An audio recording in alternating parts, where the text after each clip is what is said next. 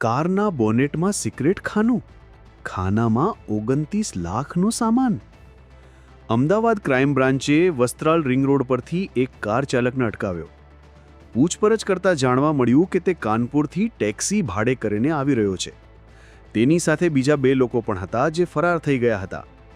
કારના બોનેટના ભાગે એક ગુપ્ત ખાનામાં 29 લાખની કિંમતનો 19 કિલો ચરસનો જથ્થો 38 જેટલા અલગ અલગ પેકેટ્સમાં છુપાવવામાં આવ્યો હતો, જે નેપાળથી લાવી વાયા ઉત્તર પ્રદેશ અમદાવાદમાં ઘુસાડવાનો પ્લાન હતો.